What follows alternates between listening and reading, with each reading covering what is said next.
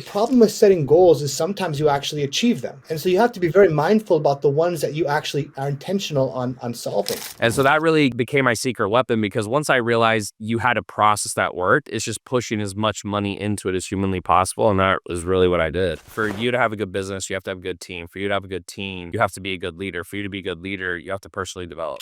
Once you find something that works and you just keep doing more of that until you can't do anymore.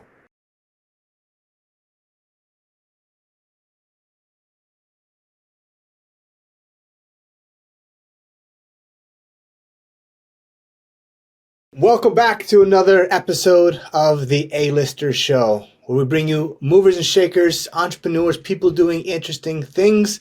And today's guest is no different. I've got with me Tanner, who's done over $110 million in various different businesses, started out in the personal training and moved on to helping other trainers get money. And now he's pretty much, an elite CEO and a conglomerate, if you will. So I'm excited to dive in, talk with Tanner about what he's got going on. And I'm going to get tactical. We're also going to get into mindset and, kind of like the soft stuff, but also the hard stuff. And I'm really excited to learn more about what you do. So Tanner, how you doing today?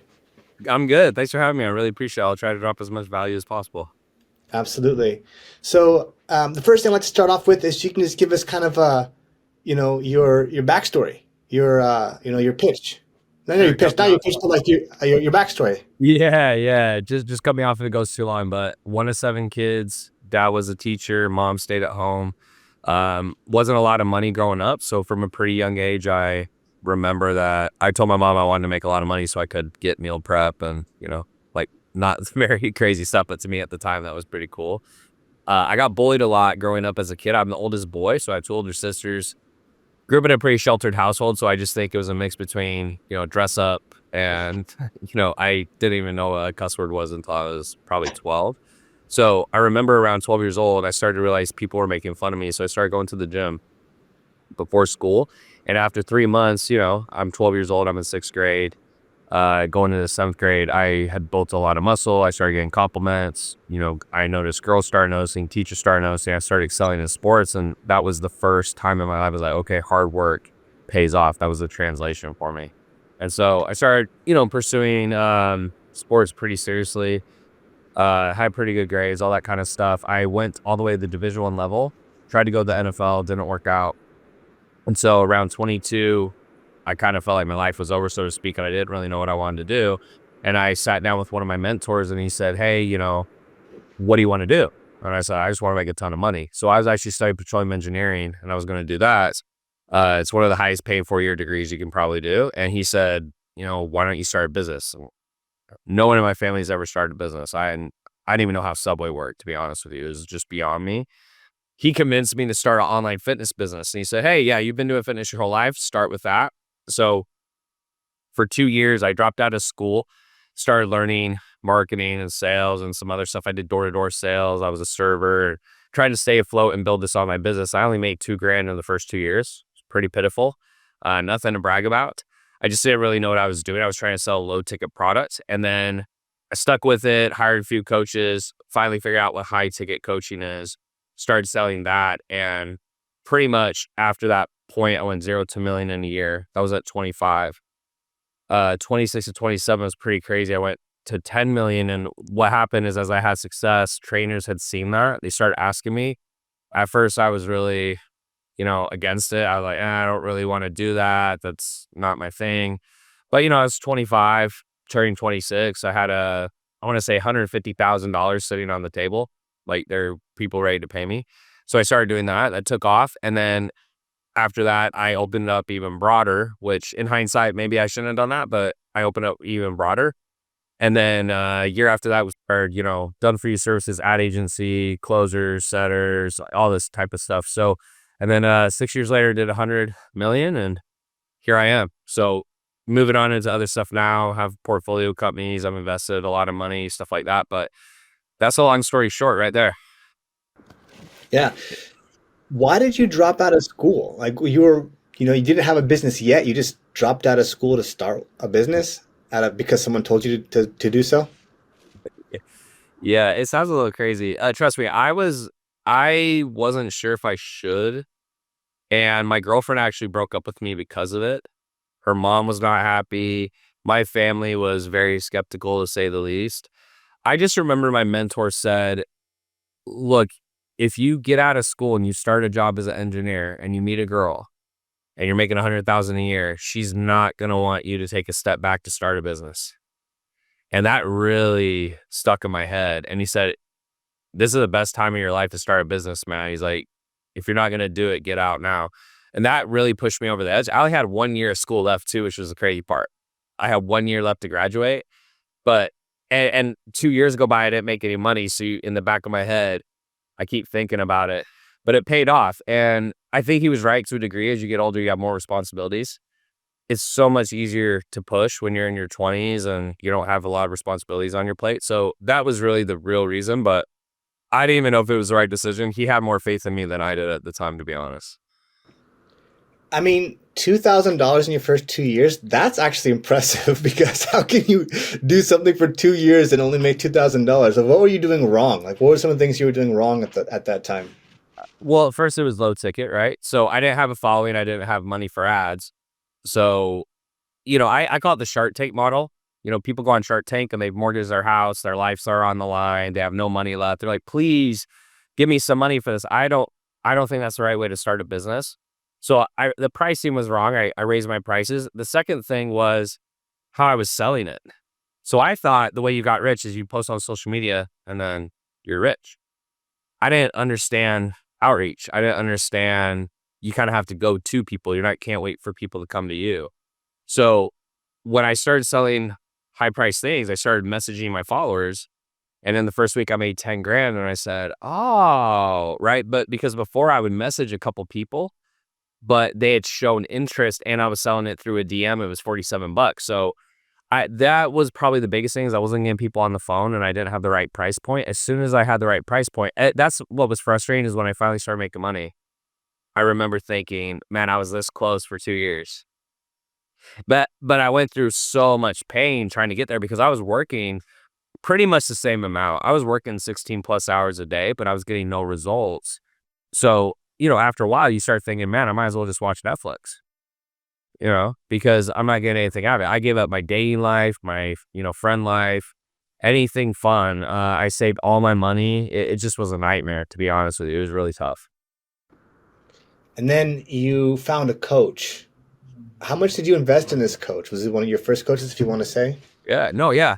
So I had $2,000 to my name, and that was another thing. Is so at 23 I had $2,000, 25 I had $2,000, and I realized that I'm going nowhere. Right, that was really eye opening. So I get on a call, high ticket call. I had no idea about this industry. So I remember I wasn't even really active on social media. So I scrolled on social media one day and said how to start an online fitness business. I was like, oh my gosh, like that's me, right? So I click on it, get on a call. Uh, Super high pressure. I didn't know, but they're like, yeah, you got to pay today. If you don't pay today, I think it's gonna go up in price, etc.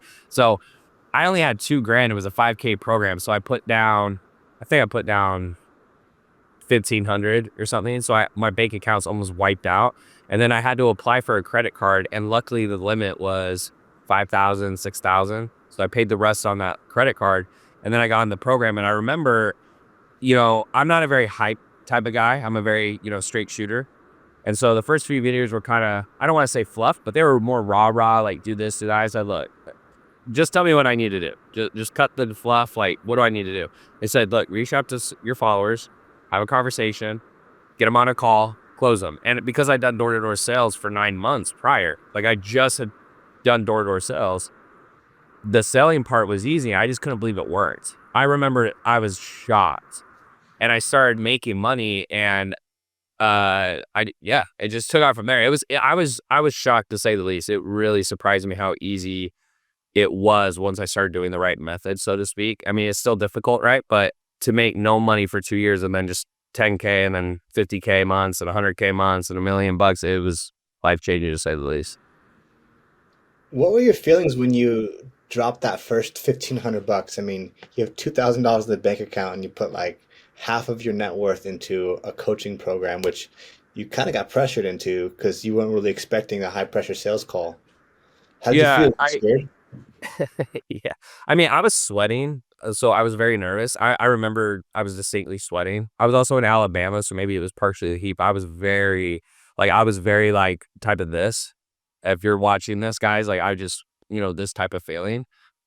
Um, I also just remember I was so desperate at that point. I was considering heavily to go back to school, and I remember I said, I'm 25 years old. I'm basically still a loser. I haven't made any money. All my friends are right at this point. Like, I got to figure it out now, or I got to go back to school because I just didn't want to be a loser, right? I didn't want to be 20 something years old, didn't have my life figured out. That was in my head. And some of the worst advice I ever got, and I really resent adults for saying this, but they always tell kids you got time. And I think that's terrible advice because when I was 20, I understood what they meant. They're like, "Oh yeah, you got time, whatever." But the problem with that is it didn't create any urgency. And then all of a sudden, I looked up. I'm 25, and it wasn't that I wasn't trying, but it turned from an option to do or die. Like I said, if I'm gonna go homeless before this doesn't work type feeling. But yeah, it was super scary. I mean, my heart was pumping out of my chest, and I was sweating. I remember my whole shirt was soaked and stuff. It was a whole experience. Okay, so you join this coaching program, and all of a sudden, you just fucking take off, and you go from zero to a million. Was it in a year that you hit a Yeah, million it's a dollars? year, about a year. Yeah. What was that? What was that like? Like going from dead broke to hitting $1 million in a year? I worked really hard, so it was great. It felt great to see things finally pay off. But I had no life. I just worked 24/7. I actually got arthritis, if you can see, in my thumbs because I was messaging so much. And I went to the doctor. They were hurting really bad. He's like, "Bro, you're getting arthritis. Like, what do you do?" He was laughing. He's thinking like I do some weird kinky thing or something. But I mean, just messaging 24/7, like as much as I could, responding, sending messages, etc. But yeah, I actually was living at home because I moved home to save money so I could put all the extra money into ads, coaching, etc. My parents, fortunately were supportive as long as I wasn't, doing drugs or whatever. So they're like, yeah. And I don't remember, I wouldn't see my dad for weeks usually. I just stayed in a 300-foot square foot room and I just worked. So it wasn't very glamorous, but it was rewarding to see that I'd stuck with something and I'd seen it through. And I got results. And I probably, to be honest, it's good and bad because now I'm very stubborn. Like I have a very hard time quitting something or stopping something because I'm so determined to make it work. And I always have the thought in my back of my head, like, don't be a little bee, because it's like I just think I'm going through a 2-year phase, right? It's not working right now. You'll get through it. But it's also blessed me a lot because I have a lot more perseverance than the average human. I just think I can push a lot harder for a lot longer than most people. So it's helped me a lot. Yeah. And you got the ClickFunnels award. Were you processing your payments through ClickFunnels from day one, or when did you decide to kind of pursue that? Yeah. So the whole way I got introduced to ClickFunnels was my mentor was David Fry. If you know who he is, he's connected to Russell Brunson. So he's married to one of Russell's nieces. And so that was just what was introduced to me. And so that's the software I use because that's what, I was shown. And yeah, I just processed a lot of leads and calls through the funnels and I got my award. And I would say they're not as big a deal now, right? But back then, 6, 7 years ago, they were a very big deal. It felt like I remember when I posted it that people were like, "Oh, that's the online fitness guy. That's the online fitness guy," right? And I got a lot of clout for not being a business coach, ironically. Um, I remember at that time Hermosi was pretty big in the gym space, but I kind of felt like I had the online space. So it gave me a lot of credibility and clout in a good way because I think a lot of people looked at me as, hey, this guy built a business outside of consulting, right? But ironically, as you do that, people want to get consulting. So it's turned out to be a blessing, like in a lot of ways, but I never really originally wanted to get into it because I had such bad experiences with coaches and I just felt a lot of it was fluff and stuff. And now that I'm on the other side, I have a little bit more of a like a fair view. I like there's always two sides to a story type deal, but that was never my intention. I just had so much pressure and so many people asking, and then also I was a young kid, so 150 grand. I'm like, okay, I'll do it. So So when you started, what was that transition like when you decided to make that transition from coach to business coach? Um, like kind of what changed in terms of how your approach changed and how you help people? yeah, so fitness coaching is a lot easier, I would say. Most of my clients with fitness coaching, all they really wanted was, because once I tell them what to do, it's pretty simple. They just wanted a lot of accountability. It was almost like I was a therapist or their buddy. With business consulting, I didn't realize how skilled I was at certain things. So not in a cocky way. It's just you really learn how to teach, or like you really learn how to break things down simpler when you're teaching, because I would tell people, yeah, so go to ClickFunnels, do this, do this, do this. I'm like, whoa, whoa, whoa, like I have no idea how any of that stuff works. And I'm thinking, how do you not know how any of that works? It just was really over my head. Um, but I think the biggest thing I had to learn was just there's a lot more fulfillment that goes into it. And then also just the level of detail. Like you really have to break stuff down very simply for people. And that just was not something I was used to in the beginning. My first two clients, ironically, were amazing clients who went 0 to 10K in 30 days. And I was like, oh, I'm going to be a billionaire. Every single, like this method is amazing. And then you start getting some different clients that, 1 out of 10, 3 out of 10, 5 out of 10. And you start realizing that part of their success is dependent on them, which makes it, unfortunately, that's what makes this industry not as good as it could be, because there is that variance in results. And that was something I was not ready for, I think. But overall, I mean, the biggest thing is just getting more granular with stuff. A lot more involved, a lot more processes, a lot more teaching. And in business, there's a lot more going on: sales, leads, marketing, ads, fulfillment. Fitness, it's stop eating and move.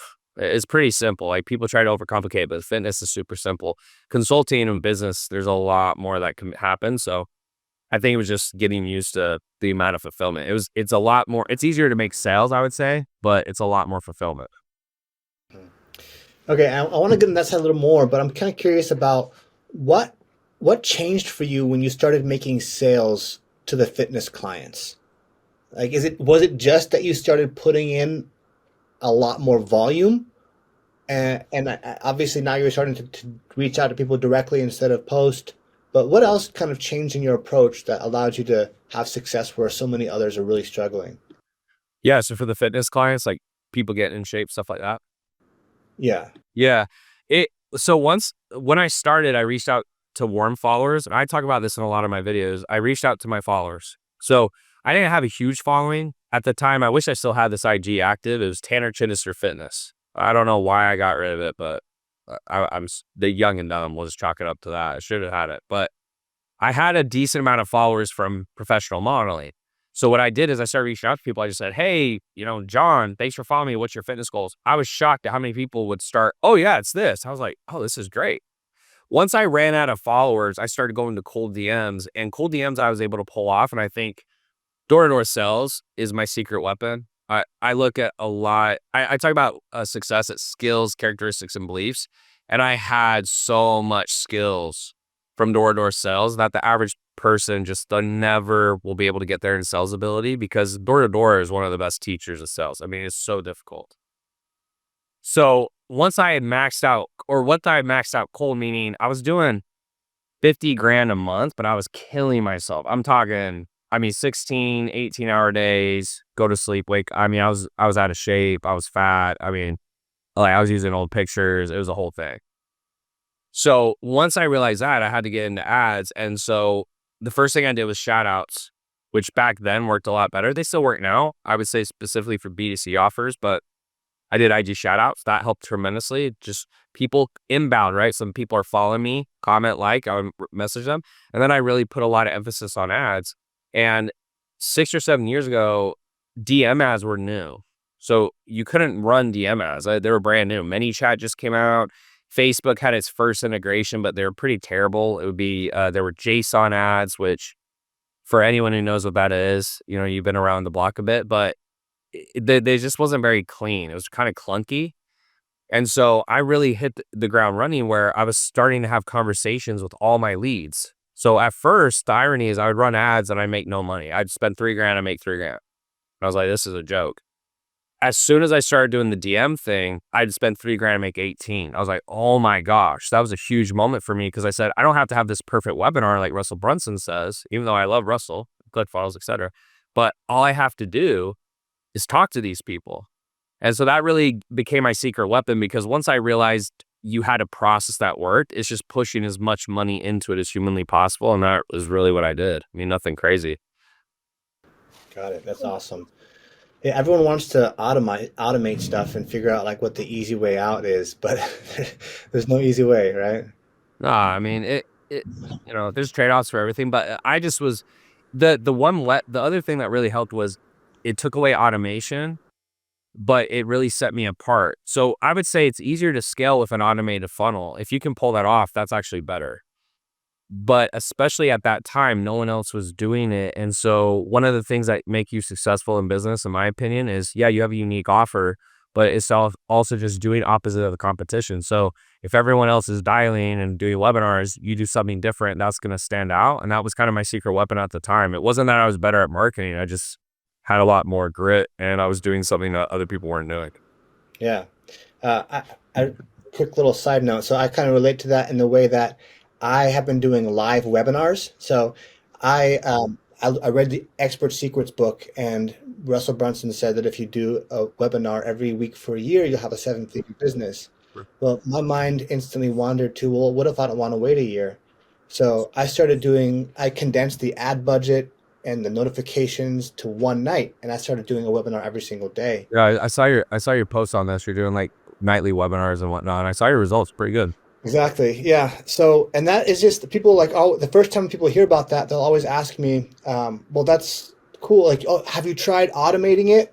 Have you tried like running it to a video? And I'm like, yeah, I thought about taking shortcuts, but like I want to maximize every single opportunity for success. And if I can close on a live webinar, I'm gonna do that as much as possible. But yeah, a lot of people are looking for shortcuts, and because I put in all those repetitions, I have like I can do webinars with my eyes closed, without even having to look at the slides. I have all my test closes, I have my different things like ready to go. And so that's the beautiful thing about putting crazy repetitions in. And when you're sitting there to where your thumbs are hurting because you're DMing so many people, you know, and you just can't replace that kind of grit and that kind of activity level. It's just the activity level. Once you find something that works, and you keep doing more of that until you can't do anymore. Yeah, I agree. I think, and you know, it, to each their own. There's no right or wrong answer, but a lot of people, I think, they get in the game to make a certain amount, and they make a certain amount, and then they pull off the gas. The people who you see win over and over again over the long time horizon, they actually enjoy pushing. Like they actually enjoy growth. They actually enjoy doing hard things. And I didn't used to relate to that, but once I had a pretty high amount of success, I made quite a bit of money. I started to realize I had to find a different meaning for work, or I just really wouldn't find a lot of meaning in life, I think. So for me, I actually enjoy it now. Like I look forward to pushing. I look forward to doing stuff. I look forward to learning. I think the average person doesn't. And so it's hard to beat the person who was willing to do those things because they're trying to learn, they're trying to improve. And it's not about how much work it takes or what they have to do. They're not looking for shortcuts. They're not looking to, optimize every little thing so they get more time to go on a vacation, for example. I'm not saying that's the right way to live, but I think that's a common characteristic I see with super successful people is they just genuinely enjoy what they do. And maybe they don't enjoy every aspect, but they enjoy what they get out of it or the growth that comes with it, etc. Yeah, that's a really important point about some people have a particular number in their mind or a goal to hit. And the problem, and I realized this when I won my SaaSpreneur award, that I got 100 clients, right? And you get this like go high level, you get an award for it. But like that was the number in my mind, right? I'm like, I want 100 clients. I want 100 clients. And I went hard for like 90 days. And what's wild is as soon as I hit that mark, all of a sudden, like I was having problems in my business that I couldn't solve. and I took my foot off the gas because, oh, maybe I'll figure this out if I just kind of step back a little bit. But it was like, and then a couple weeks later, I looked back and I'm like, there's no way that that was a coincidence. That I pushed hard for 90 days. I did like 60 webinars. You're telling me that as soon as I hit 100, now my business broke and I can't fix it, and that now I need a break. And like that was eye opening for me, just recognizing that pattern. And the other thing that hit me was I set my mind on 100 clients, but the problem was it was too easy. Like I hit it in 90 days. Like why did I set my goal at 100 when I could have set my goal at 1,000? And if I set my goal at 1,000, I would have blown past 100 without even like thinking about it. And the problem with setting goals is sometimes you actually achieve them. And so you have to be very mindful about the ones that you actually are intentional on solving. So those are some of the smaller lessons that I learned on my journey. No, I think that's a great share. You're gonna enjoy the journey more. I know that sounds cliche, but I had a goal to hit $1 million in a month. I did it in 18 months. I had this big party actually right across the street. I lived in a different unit in Miami. And I remember a few people showed up I didn't know, but people were just bringing randoms, and he said, "Oh, who's this party? Who owns this place?" I was like, "Oh, I do." And he's like, "Cool, like what's it for?" And I was like super proud, and it's like, "Yeah, I hit $1 million in a month, and I sacrificed everything, and da da da da da." And the guy didn't care. He's like, "Cool." And that really hit me when I thought, "My gosh, that's crazy. Like I sacrificed everything to get here. I did something 99% of people won't ever do, and you don't care." And that really took me back a bit. And I don't know if you want to call it depression or whatever, but for a while I was kind of, man, what is the point of life and all this and that and yada yada. And I don't know. I don't think I have all the answers. I don't think any of us do, but I think I got to a point where I realized, I just need to do stuff I like to do because I enjoy it. And I on average, I complain about it sometimes, like anyone, because I have breaking points, I have limits. I had a concussion a couple months ago. It's made stuff tougher, etc. But I mean, I like to work, bro. Like I like to push, and if I'm not doing that, I actually don't feel as good when I'm just relaxing 24/7. Sure, I take breaks, but after 2 days, if we're not doing something, I just am thinking, okay, like what am I gonna do? So I enjoy usually to be pushing and trying to personally develop, because if I don't, I just don't feel like I really have a purpose.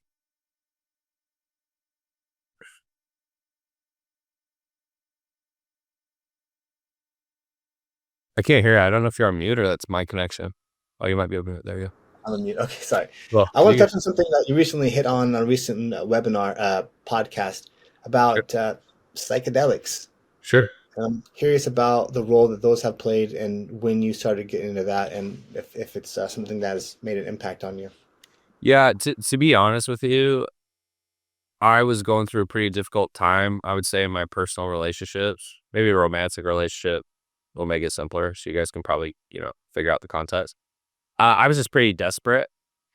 So one of the good things about me is when I get desperate is I'll do anything, but the bad thing is I'll do anything. So I want to say in a month, I did ayahuasca, I did mushrooms, I did ibogaine. I mean, I did what was it, Bofu, which was crazy. Bofu's really crazy if you've never done it. Um it was overall a good experience for me because I didn't have I don't feel like I had any negative side effects. I don't think I've gone crazy. I don't know, maybe people see me now, they're like, "This guy went off the hoop," but I've seen some people actually completely change, and that's actually what scared me to try it originally. But the only way to try to describe you really have to do it's one of those things that's really hard to describe, but I would say that it was the thoughts I had was almost like it was as if I was in my older self. It's just very, I would call it deep thoughts, and you're very in tune with your feelings. It lowers your, I don't know if you want to call it your ego, but you have very deep thoughts and so forth. Especially with like ayahuasca, that's probably the biggest one, and it's a 6 hour journey, so to speak. So for me, it was a good experience. I don't think unless you have something you're trying to solve or you really want to do it, you should. I don't think it's something like everyone should just do lightly. But I'm kind of that guy who, I'll do kind of whatever if I'm in a tough spot or I think, and I didn't really know what else to do at the time. So overall, it was a good experience for me. But I've also had some pretty high level mindset coaching. I've gotten to work with some therapists. Not all of it was good, but I've had enough perspectives at this point where I think it's benefited me overall in a positive way, and it's helped me make different decisions and my different outlooks on life. Yeah. Um, I've heard you share that you have spent over $3 million in coaching and consulting. How do you decide who to pay to do this, to help you out? It's a good question. Originally, I would just pay everyone. I just would pay everyone. I'd take sales calls and try to make a decision off that. I really don't even do that anymore. I think sales calls are a complete waste of time. The reason being is that the sales guy's job is not that he's trying to lie to you. It's just his job's to convince you that what you're about to sign up for is amazing. I mean, so he could say it's amazing and it sucks, or he could say it's amazing and it's amazing. You have no clue. So for me, over time, I would say 80% is bad. Bad meaning I learn what not to do. I still learn, but it's don't do that. That's wrong. 20% is do that. But now what I do is I just look for three things. So one of my goals now, I'll just be transparent. I want to get 1 million subs on YouTube. I just want to prove to myself I can do it. I really don't, that's it. It's like, if I can make a cajillion dollars in business, why can't I do this? So, I've hired a person where they have a lot of experience, specificity, and attention. So, for example, I hired someone, they have a lot of experience. They have 1.7 million subs specifically for YouTube. Like, they've grown YouTube, and they also give a pretty high level of attention. That's usually what I look for. If they have those three things, it's usually good to go, right? If you hire someone and they don't have a lot of experience, so for example, someone's like, hey, I want to grow my business to $1 million, and you hire someone who's only grown to 100,000, it's probably not a good decision. Maybe you want to learn real estate, but this person is a dance instructor, no specificity. And the level of attention is, I would rather talk to Bill Gates' team for 5 hours than Bill Gates for 5 minutes, right? So I just weigh those three things and then I make my call. When I do that, usually good things happen. And I don't think it's any more complex than that. I just think people, they really overthink sales. And I don't think taking sales calls for the average person is a good use of time. Maybe if you're not used to it and you don't hire a lot of coaches and stuff like that. But like at this point, when someone says to me in the sales pitch is irrelevant, I'm like, yeah, I really don't care. Like, I just want to know, what am I going to get? And then what's the price? And then I look at that person. Is that person where I want to be in this position? That's it, to be transparent. I like that third one, the one about attention, uh, because that's the main thing. I mean, if there's some expertise that the guy has, but then he has like you got to go through like 4 layers of coaches before you can even get into any of this one guy's attention, or you get 20 minutes for this guy's attention, or you get some watered down version in a course or something. Then that could be kind of hard. And obviously, it's not going to be cheap to have access to the person who you probably want to learn from. So I like that one, the attention. Um, all right. So one thing also that stood out about what you've accomplished is going from $1 million to $10 million. Like, you pretty much went from zero to $1 million basically because it was a whole new business, and you had to build out you had to build out the program, you had to build out the operation side of it. So I'm just curious about what that was like. And as far as an operation standpoint, now you went from being a fitness trainer, online fitness trainer, to being a coach, and you had to build out a whole coaching program, and you had to probably hire employees and hire. Did you have like a director? Did you have like hire salespeople? Like, what was that like? What was your team like? How did you build that Yeah. up? Pretty generic question, but I'm really curious what that No, was no, it's a like. great question. So, yeah, it was a couple things. The first thing is, once I had things working, I was working so much and I was so scared to go back to where I was that I just didn't let my foot off the gas. Number two is I had my brothers. So one of my brothers was client success. Another one of my brothers was sales. So there was a lot of trust there, and I didn't really have to train them that well. Like it is like the one reason I was able to get to 10 million so fast is I just hired extremely fast and did all those things. But the downside was everything was kind of held together with duct tape, so to speak. I didn't know that at the time, but I just went super fast. There was a lack of SOPs, there was a lack of operations. I remember, I brought in a COO, and he just was shocked at how everything was right. He's like, "How do you run the business?" I was like, "Oh yeah, all these sheets," and they were just like random sheets, all in Google Drive. There's no documentation, anything like that. So I think a little bit was just scaling. I think it was the three things: scaling really fast. Remember, part of this was during COVID, so I think at that time it's just easier to make sales than it is now. Like, there's a lot of fear, and there was a lot of people who wanted to make, money and transition online, which worked perfect for what I was offering. And then I think I already said I have my brothers, but that was the biggest things because to really, once you have a few solid people, they're handling, certain departments. And so I was really just focused on the marketing, the sales, pushing the ads. And then I had, my brother who was in sales. I had my other brother in fulfillment. I had a good COO. So like I had a couple good solid pieces. I don't think the whole team was solid, but I had enough solid pieces where I think I lucked out or I didn't make a bad decision that allowed us to scale really fast, to be quite honest. But it could have ended really bad I mean, that year still to this day, I still look back and it was a crazy year. It was absolutely insane. One of the craziest years of my life. How did you find that COO, and how did you know to even hire one? Yeah. Because I mean, So you didn't really have that experience. Like I came from corporate, so I kind of like at one point I know what a COO does, even, but like, how did you yeah. even know that you needed that?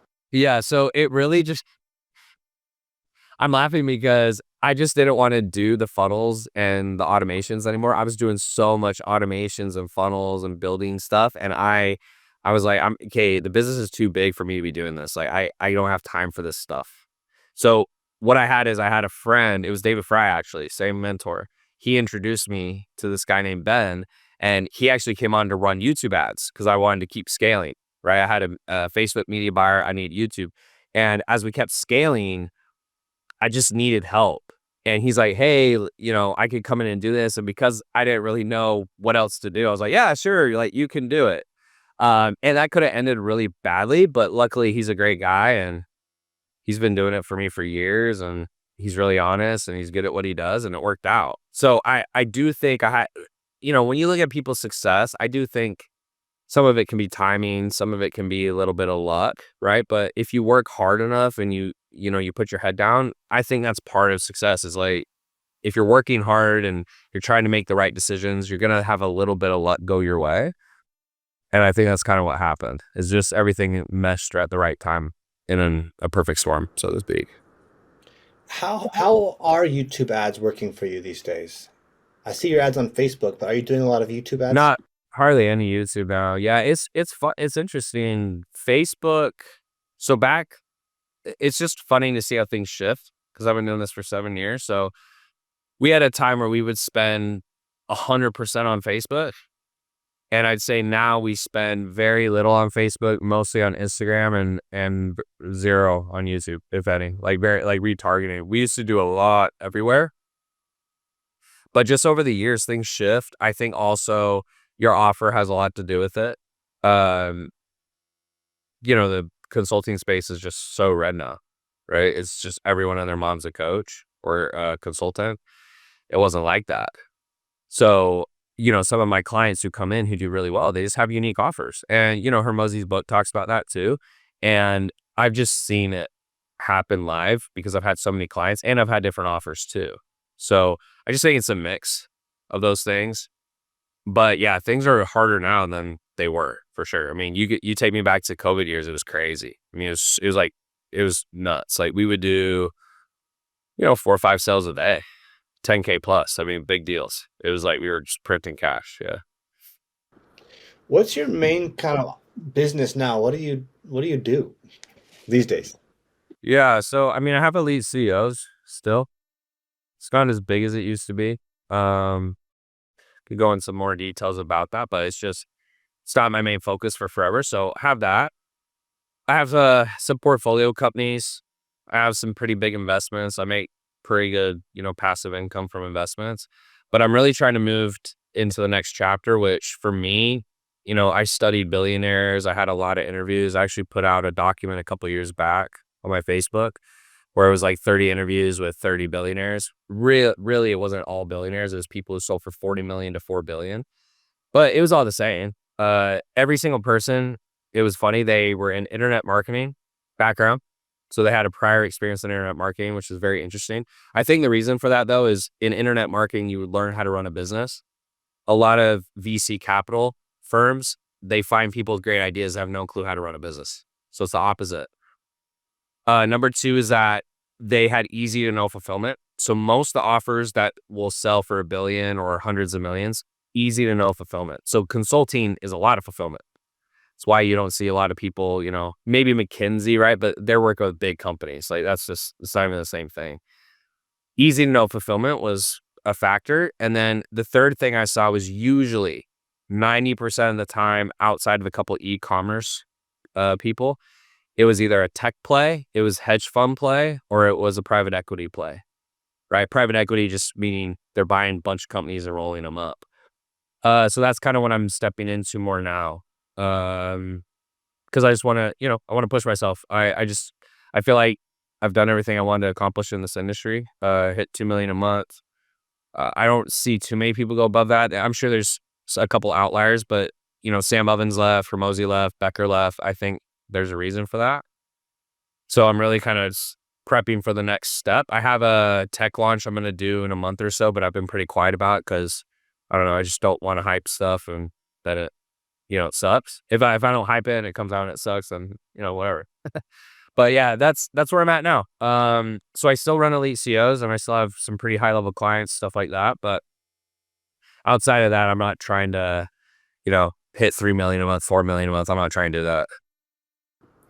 When you say like Sam Ovens left and Alex Hormozy left, you mean like left the consulting space? Is that what you're saying? Yeah. Yeah. So what was interesting to me is when I hit 2 million a month, I was like, oh, I'll hit 3 million, I'll hit 4 million. But I started running into margin issues, right? Operational costs and ad costs are super high. At that point, we were spending $500,000 a month on ads. My payroll was 300 to 400 grand. I mean, just to start. I mean, so I had to make $1 million just to cover expenses to begin with. I couldn't get past 2 million. And at first, obviously, because I, take a lot of ownership, I said, oh, I'm not a good enough leader. I suck. I need to do better. But I started to realize it's just part of it. Part of the limitations in this industry is what you're selling. So think about it this way. The best businesses that sell for the most, everyone gets the same result.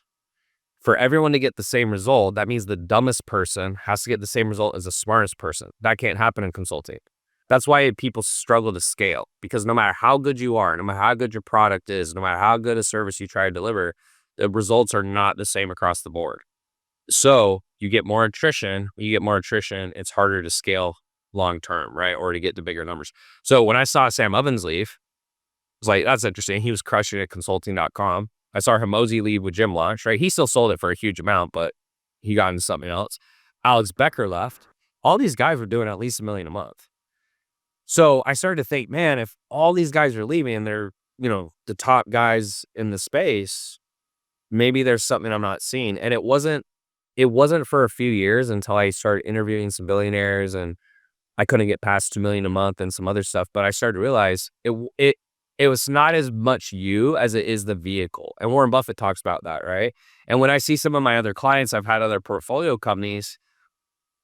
I have a client, here's our offer. It's a crazy offer. It is, I will guarantee your child gets into an Ivy League school with 90% success rate. She made $600,000 off referrals. No ads, 3,000 followers on Instagram.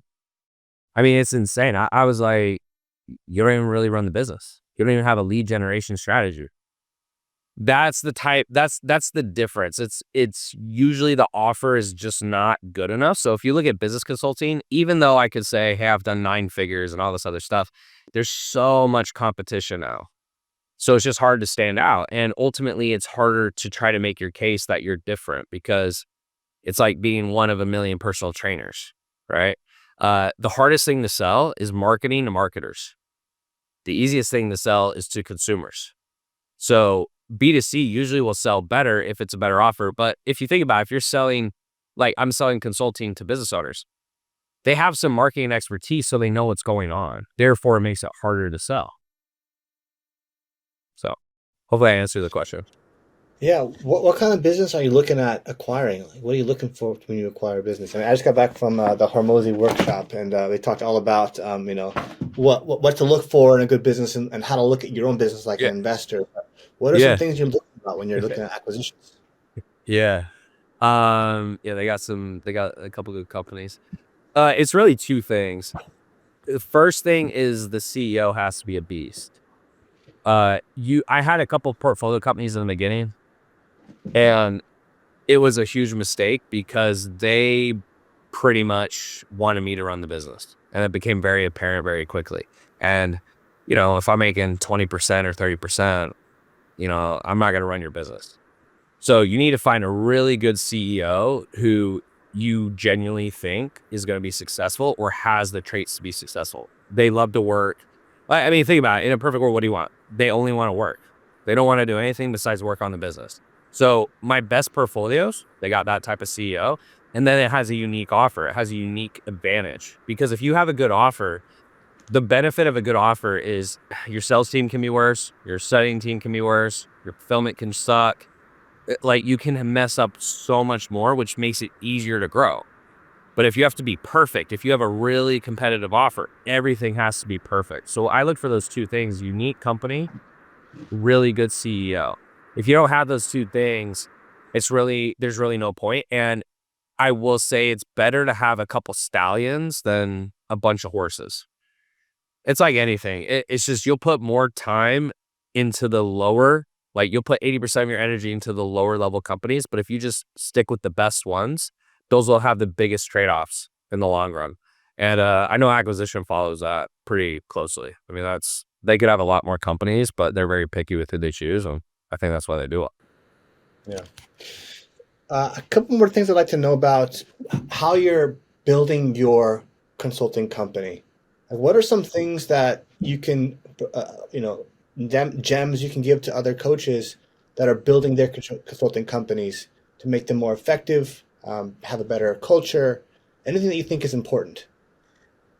Yeah. So in terms of growing, let's say I'll talk 4 or 5 years ago or 3, 4 years ago now.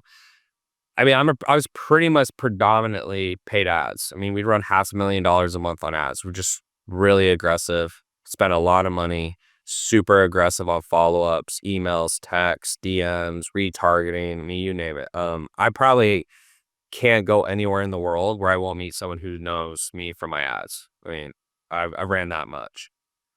So that was what was working, I would say 3, 4 years ago. Now where stuff's gotten harder, one of the best methods I've seen for coaches, just in terms of lead gen, is boosted posts have worked really well for a lot of my clients. More in the B2C than B2B. So, a consumer type service. But it's just so cheap to do a boosted post, and they're almost like the new shout outs. So a few years back, you could go to a shout out page, follow at Tanner.Chidester, for XYZ tips. And we get a lot of leads that way. Now that doesn't work so well, but I would say a great lead gen now for beginners, especially, and you're tight on a budget, is you can spend, let's say you spend $1,000 on a boosted post. You get, you're looking for 10 to 20 cent profile views, $1 to $2 a follower. So say you spend $1,000, you get 500 followers, 30% respond to your message, so 150. You put 10% into sales calls, so 15 calls, you close 3, you make a ton of money. That's what I've seen work the best. In terms of growing a team and culture and stuff, most entrepreneurs, I think, can go 0 to 100K pretty much just through grit. Pretty much, even if you're kind of, we'll say, stupid when it comes to hiring, because you only need 4 to 6 people. You need a couple setters, a couple coaches, you're pretty much at 100K. 100K to 200 or 300 or 400, anything bigger, the biggest issue I see is a lot of entrepreneurs, they don't know how to hire. And it's either an issue with operations, SOPs, that type of stuff, or is a culture, they like a culture fit. Like they don't know how to hire talent. So what the best advice I could give, excuse me, is when I was starting to hire a team pretty rapidly, I'd say later in my career. I remember I have a couple people who say, Tanner, you got to lower your expectations. Not everyone's built like you. You're just crazy, bro. Like you're a pit bull. Like not everyone's like you. Da, da, da, da. And I really took that to heart. And I thought, oh, okay, so I'd overlook deficiencies. I'd see people come in and I really wouldn't be high on them, but I'd overlook it. And now, if I was to talk to an entrepreneur and give them advice, the best piece of advice I can give you is be ruthless with your standards. You want people who think exactly the same as you, meaning a lot of entrepreneur books or leadership books, they assume in the books everyone's smart. Everyone is not smart. So if you value hard work, if you value, let's say, the gym, if you value these different things, and this person doesn't, it doesn't mean they're a bad person. Like if someone doesn't want to go to the gym, like who gives a shit, right? But the problem is like if you value all these things and then these people don't, when push comes to shove in the business and there's a decision to be made with client results or fulfillment or anything, they're going to take a different path, which directly affects your business because your business is only as good as your team. So outside of SOPs, every single task for a job, there should be written, every task should be written down. There should be a video step by step, and the resources should all be underneath. So, if someone came in the business, they could do the whole job. But you just got to be ruthless with your standards. And what that means is most people will not be a fit. You'll have more no's than yeses. You'll have more people who can't work for you than can. But you got to hire slow, fire fast. And that was something that I didn't do well, and a lot of entrepreneurs don't do well because when there's a need and they feel pain, they'll just, oh, it's good enough. Like I just need help. That is a bad decision. And I could have avoided a lot of pitfalls in my business if I had made better hires. And I feel like some people I knew weren't a fit, but I just overlooked it because, oh, they had a business, they had all the credentials, right? On paper, they looked great. But when it came to their work ethic and their values and how they just showed up as a human being, just wasn't a fit. Okay. We're getting close to the hour mark, and I want to just ask a few kind of quick hit questions. First is, who are you looking at these days on social media as like someone that you're looking up to these days, or someone that you appreciate? Could be a coach or an influencer. Who's someone that you're looking at these days and appreciate? Um, I try to, I would say out of everyone, like I follow the Hermosis pretty close. Okay, Like, and to me, they're doing things right, I would say. There's probably other people that are like slipping my mind, but sure, they're going the direction that I like to see myself going. I like how they carry themselves. I like how they conduct themselves. I've spent some time with them, etc. So, um, probably them, honestly, at this cool. point. Okay. What are some books that you gift or recommend to your CEO clients? Yeah, so that's a great question. Ready, Fire, Aim, I think is one of the best books on business. Just breaks it down very simply, tells you how to scale. It just makes things really simple. It's a great book. Personal development wise, which I do think is important as a CEO, two of my favorite books of all time, top two, Mastery of Love, really good book.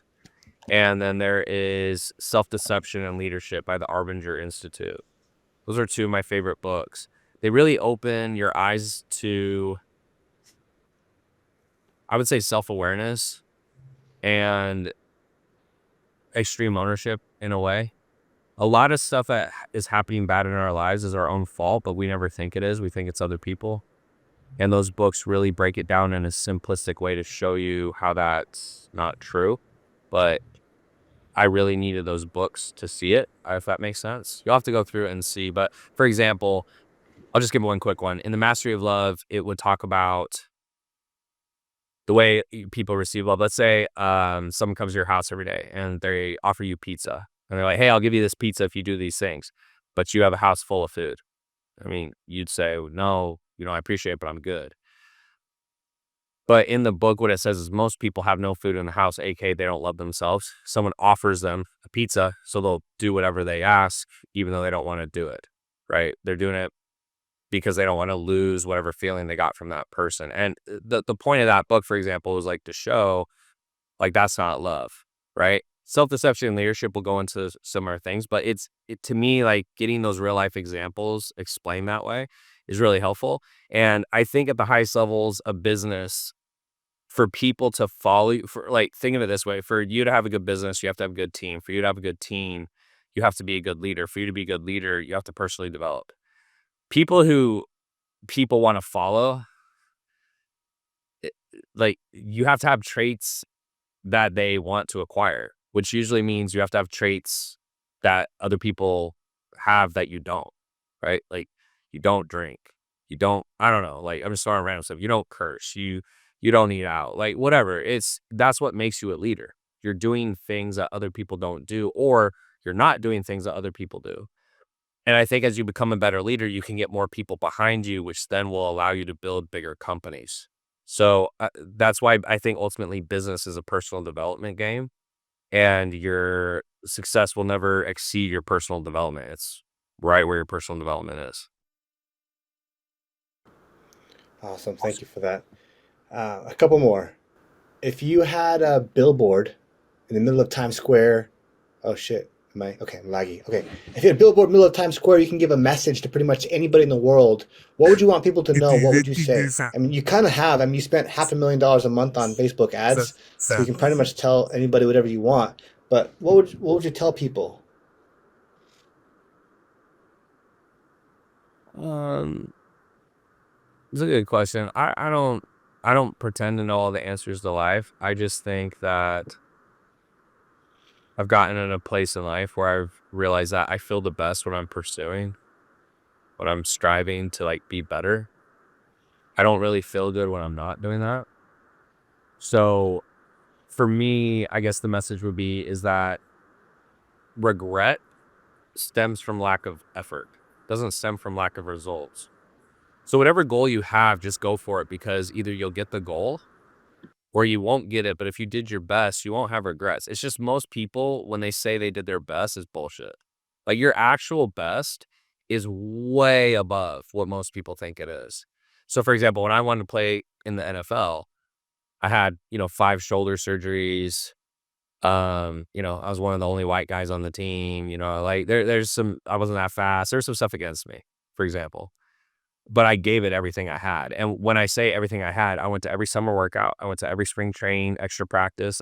I did everything. I hired all the coaches, everything. So when I didn't make it, I was super disappointed. I mean, I was a little sad, but I thought if I lived another life and I tried as hard as I could, it would have looked just like the one I just had. So I didn't have any regrets. And I think for most people, they have a lot of regrets in life because they're too scared to try.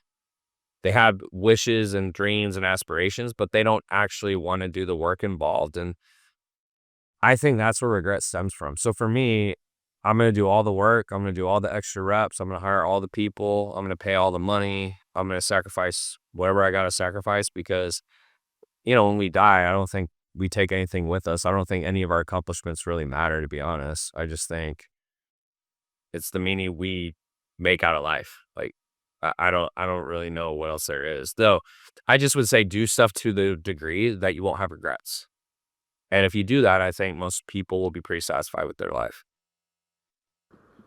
Awesome. Awesome. And I have one more, which is kind of, I guess it may be related to that one, but not isn't always depending on the person. But what challenge would you give people? What would you challenge people to do to improve their businesses or improve their lives? Let's say to improve their businesses, their coaching businesses, or their whatever. Maybe your clients from Elite CEO. What challenge would you give people to do? Do you encourage people to try? You listen to this. I challenge you to do this to have this major improvement in your life or in your business. Honestly, the number one thing someone could do, but it may not be feasible, is door-to-door sales for 3 months. I did it for 9, so you don't have to do it for 9, but door-to-door sales for 3 months will teach you more about yourself and give you more skills than anything else out there. That pushed me harder mentally than building a business to 10 million plus a year. I would rather do that than go do door-to-door sales again. That's how hard door-to-door sales was, physically and mentally taxing. If you can't do that, I would just encourage you to hire someone who's where you want to be. One of the biggest regrets I have, it's the actual regret. I was doing my best, but in hindsight, I feel I was stupid. I should have hired someone sooner. I told myself, oh, I don't have the money. I don't have any money saved up. I'll figure it out. I'm young, and to be frank, I didn't really know you could do that. I know that sounds weird, but I didn't really know. But if I had hired someone sooner, and let's say I would do 5 million a year, right? I mean, my opportunity cost is 10 million over 2 years. Could have been more, right? And I think a lot of people, they don't go through life thinking that way. They just think, oh yeah, it's 5 grand, I'm not gonna do it. It's 10 grand, I'm not gonna do it. It's 20 grand, I'm not gonna do it. I don't really care. Like I just hope everyone knows I'm not saying that because like I hope you pay me or something. I genuinely think most people, they don't progress in life and they live the same year over and over again, scared to make that decision. And I wish I had, because I would have progressed a lot faster. And that's why, now you say, hey, Tanner, you spent 3 million on coaching, because I'm scared of where I'm not going to go if I don't do it. Like I'm scared of what I won't become. So that would be my only other advice. That's practical, I think. Awesome, man.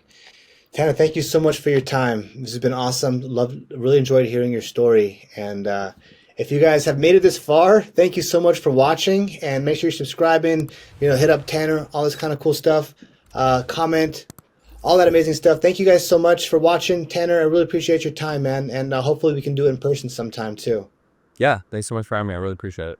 All right, guys. Till next time.